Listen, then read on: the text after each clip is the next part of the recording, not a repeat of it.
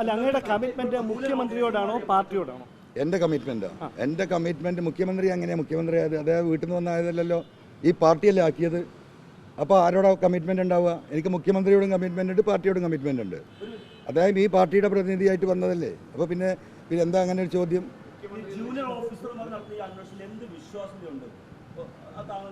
അല്ല, അന്വേഷണം തുടങ്ങുന്നതല്ലേ ഉള്ളൂ. അതൊക്കെ നമുക്ക് നോക്കാം. ഏത് ജൂനിയർ ഓഫീസർ ഇപ്പോൾ ഈ പറയുന്ന കൃത്യമായ സത്യസന്ധമായ എന്താ പറയുക, അവരുടെ ലൈഫ് ഹിസ്റ്ററിയില്ല നല്ല ഉദ്യോഗസ്ഥർ കേരളത്തിലെ പോലീസിലുണ്ട്. കേരള പോലീസ് ഇന്ത്യയിലെ നമ്പർ 1 ആണ്, ലോകത്തിലെ പല പോലീസിനോടും കിടപിടിക്കുന്നതാണ്.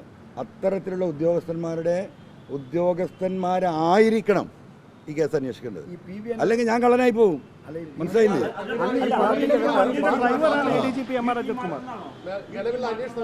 എങ്ങനെ?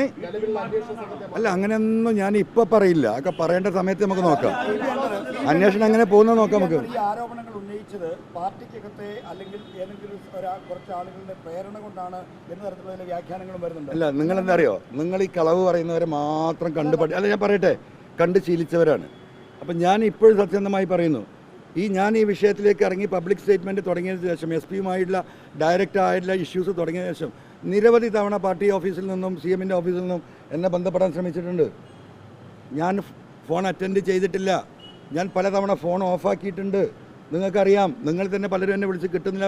എൻ്റെ ഡ്രൈവറെ ഫോൺ ഓഫാക്കാൻ ഞാൻ പറഞ്ഞിട്ടുണ്ട്, എൻ്റെ സ്റ്റാഫിൻ്റെ ഫോൺ ഓഫാക്കാൻ പറഞ്ഞിട്ടുണ്ട്, എൻ്റെ കൂടെയുള്ള എൻ്റെ ഗൺമാന്മാരുടെ ഫോൺ ഞാൻ ഓഫാക്കിച്ചിട്ടുണ്ട്. എന്തുകൊണ്ടാണ്? ഈ വിഷയമൊന്ന് പുറത്തു വരട്ടെ. അതാ ഞാൻ പറഞ്ഞത്. ഇതിൻ്റെ പിന്നിൽ ആ ധർമ്മം എൻ്റെ കൂടെ ദൈവമേ ഈ വിഷയത്തിന് ഉള്ളൂ എന്ന് ഞാൻ പറയുന്നതാണ്. ബാക്കി ഇപ്പോൾ ഞാനിത് ഗവൺമെൻറ്റിനെ ഏൽപ്പിച്ചു, മുഖ്യമന്ത്രിയെ ഏൽപ്പിച്ചു, ഇപ്പോൾ ഇതാ പാർട്ടി സെക്രട്ടറിയെ ഏൽപ്പിച്ചു. ഇനി എന്ത് നടക്കും നമുക്ക് നോക്കാം. അല്ല, അങ്ങേക്ക് ഈ സംവിധാനങ്ങളിൽ വിശ്വാസമില്ലാത്തത് കൊണ്ടാണോ ഫോൺ ഓഫാക്കി വെച്ചിട്ട് പൊതുസമൂഹത്തോട് പറഞ്ഞതിന് ശേഷം പിന്നീട് സർക്കാരിനെ ഇത് അറിയിച്ചാൽ മതി? അല്ലല്ല, എനിക്ക് പറയാനുള്ള കാര്യങ്ങൾ മുഴുവൻ പറഞ്ഞു കഴിഞ്ഞതിന് ശേഷം ഈ ഉത്തരവാദിത്തപ്പെട്ടവരെ കണ്ടാൽ മതി എന്ന എൻ്റെ തീരുമാനമാണ്.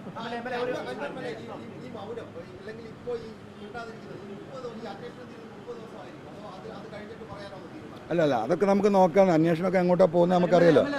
ഞാൻ ഇനി വേറൊരു കാര്യം കൂടി പറഞ്ഞുതരാം. ഈ അന്വേഷണം നടക്കുമല്ലോ, അന്വേഷണം എങ്ങോട്ടാണ് പോകുന്നത് നമുക്കറിയാലോ. അപ്പം നമുക്ക് ആ ഘട്ടത്തിൽ നമ്മൾ ഇടപെടും. മനസ്സിലായോ? ഇവരിൽ പലരും ഈ പറയുന്നവന് വിധേയനായിട്ടാണ് അന്വേഷണം നടത്തുന്നതെങ്കിൽ അവരുത്തരം പറയേണ്ടി വരും. ഈ അന്വേഷിക്കുന്നവരുണ്ടല്ലോ, അവരിത് സത്യസന്ധമായി അല്ല അന്വേഷിക്കുന്നത് ബോധ്യപ്പെട്ടാൽ അവരും ഉത്തരം പറയേണ്ടി വരും. അവരെയും ചോദ്യം ചെയ്യപ്പെടും ഈ സമൂഹം. അതിന് മുന്നിൽ ഞാനുണ്ടാകും. അങ്ങനെയാണ് കള്ളത്തരത്തിൽ ഒരുത്തനെ കള്ള അന്വേഷണം നടത്തി രക്ഷപ്പെടുത്തി കളയാൻ ആരെങ്കിലും ഈ ഇൻവെസ്റ്റിഗേഷൻ ഗ്രൂപ്പിലെ കൂട്ടത്തിൽ തീരുമാനിക്കുന്നുണ്ടെങ്കിൽ അതും പുറത്തു വരും. പബ്ലിക്കായിട്ട് പോയി ചോദിക്കും. ഞാൻ തർക്കമില്ല. അല്ല, പ്രതിപക്ഷം വിട്. അല്ല, എനിക്ക് അങ്ങനെ ഒരു അഭിപ്രായമില്ല. ഇവിടുത്തെ ഏജൻസി, ഇവിടുത്തെ പോലീസിന് തന്നെ കൃത്യമായി ഇത് അന്വേഷിച്ച് വെളിയിൽ കൊണ്ടുവരാൻ കഴിയുമെന്ന ഉത്തമ ബോധ്യമുള്ള ഈ പാർട്ടിയിലും ഈ ഗവൺമെൻറ്റിലും അടിയുറച്ച വിശ്വാസമുള്ള ഒരു ഉറച്ച സഖാവാണ് ഞാൻ. ഒരു വിദേശ ഏജൻസിയോ ഒരു ദേശീയ ഏജൻസിയോ ഇതിന് ആവശ്യമില്ല. അല്ല, അത് നമുക്ക് പിന്നെ പറയാം.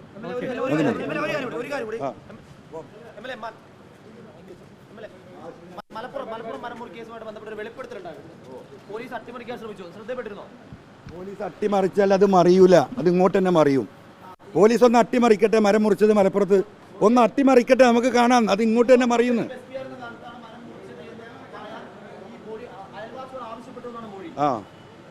അയൽവാസികളോട് പലരോടും ആവശ്യപ്പെടും. ഈ സ്വർണ്ണക്കള്ളക്കടത്ത് അതൊക്കെ ഇപ്പോൾ ആവശ്യപ്പെട്ടുകൊണ്ടിരിക്കുകയാണ്. നിങ്ങൾ കൊണ്ടോട്ടിയിലൊരു സ്വർണ്ണ അപ്രൈസർ ഉണ്ട്, ഉണ്ണി. ഈ കസ്റ്റംസിൻ്റെ അപ്രൈസറാണ്.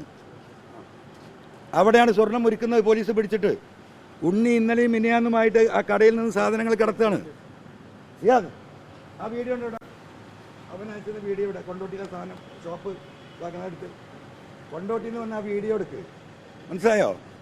ഈ സ്വർണ്ണക്കടത്ത് നടത്തുന്ന അവിടെ കൊണ്ട് അപ്രസ് ചെയ്യുന്ന ഉരുക്കുന്ന ഉണ്ണി എന്ന് പറയുന്ന തട്ടാൻ എന്ന് പറയുന്ന നമ്മുടെ നാട്ടിൽ സ്വർണ്ണപ്പണിക്കാരന് കോൾഡ് സ്മിത്ത്, അവൻ സാധനങ്ങൾ എടുത്തു മാറ്റി.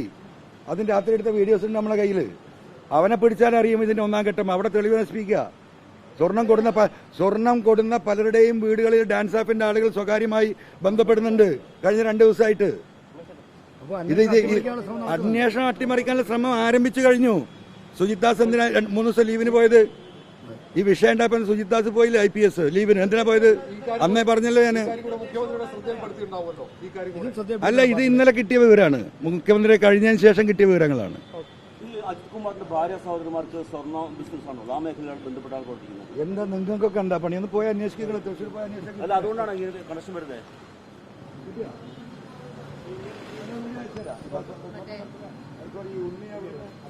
അപ്രൈസറുടെ കടയിൽ നിന്ന് സാധനങ്ങൾ രാത്രി ഇറക്കുന്നതിന്റെ വീഡിയോ അയച്ചു തരാം.